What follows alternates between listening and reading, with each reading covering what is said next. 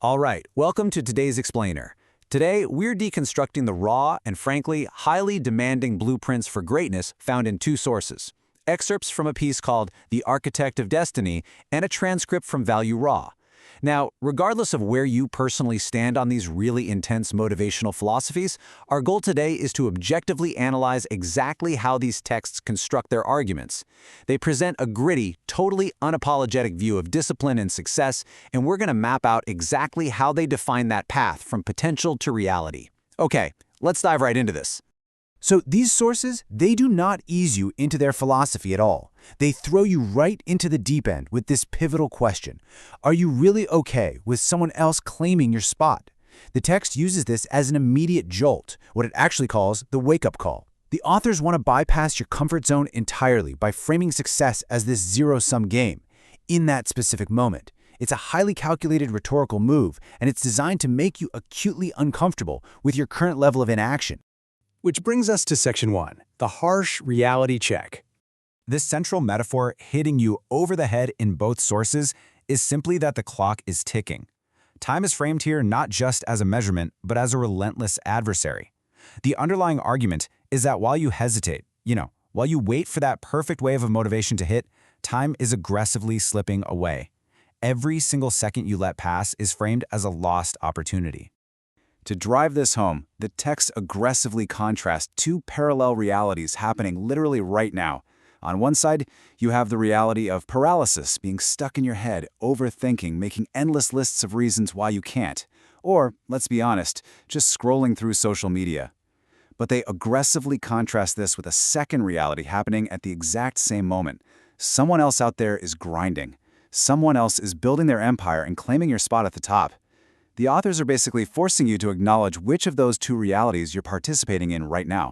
And that leads to one of the starkest reality checks delivered directly from the text: nobody is coming to save you. The authors are completely dismantling any fairy tale notions of success here. Their core argument is that the world owes you absolutely nothing. It doesn't owe you respect, it doesn't owe you success, and it sure doesn't owe you happiness. According to the text, nobody's going to do the work for you.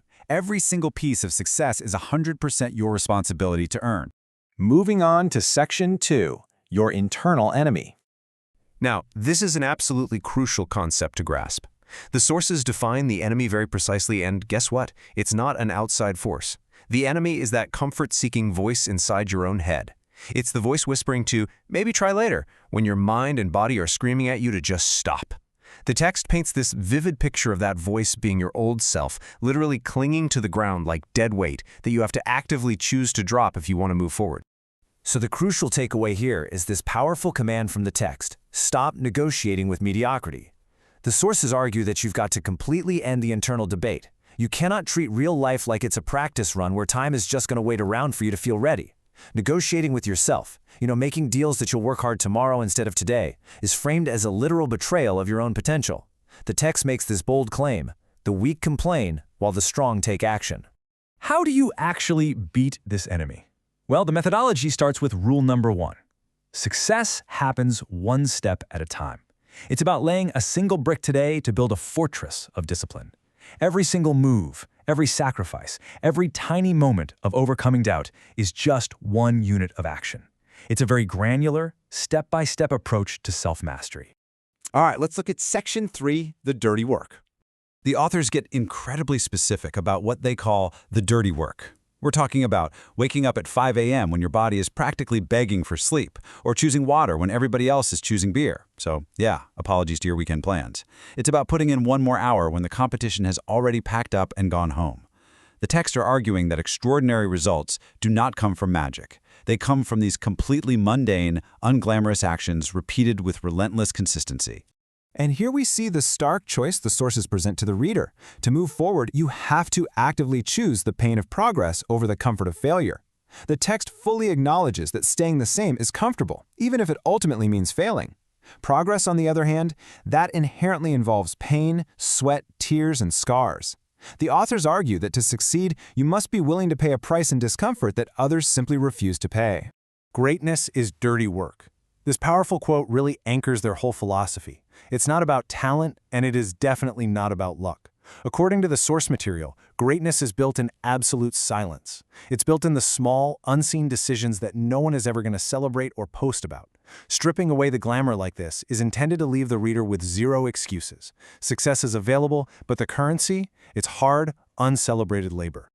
And that brings us to the final phase, Section 4, burning the bridges. The sources actually outline a very specific ultimatum and timeline for transformation here. Day 1 is today. You burn the bridges to your excuses so there is absolutely no turning back. Days 2 through 89, nothing but that relentless consistency and the mundane dirty work we just talked about. And by month 3, the text claims you will be completely unrecognizable to yourself. 3 months of consistent action is presented as the bridge between who you are right now and who you want to be. To actually get there, the texts rely on their ultimate metaphor, the mirror. The authors argue that life is a battlefield, but your only real opponent is the one staring back at you in the mirror. Think about it. When the lights go out and you're all alone, there's no one else to blame. Only you will know if you truly gave it your all or if you came up short. The mirror represents total, inescapable accountability.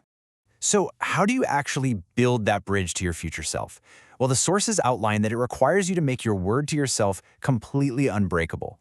You have to stop debating whether or not you're going to show up to do the work. Interestingly enough, the text defines this strict discipline as the only path to real freedom.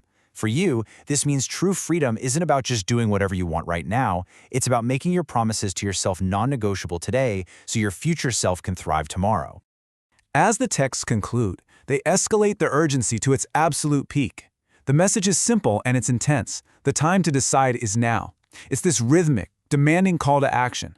It's like the authors are practically grabbing you by the shoulders, insisting that you don't wait, don't hesitate, and whatever you do, don't overthink it. You must decide to become what you are meant to be right now. And we're going to end this explainer with a final, provocative ultimatum presented by the source material. After all the harsh realities, the dirty work, and the burning of bridges, it leaves you alone with one simple choice. Will you keep dreaming about the person you want to be, or will you start building them? It's an incredibly powerful way to end their argument, placing the ultimate responsibility squarely on your shoulders. Thanks for joining me to deconstruct these fascinating texts, and I'll see you in the next explainer.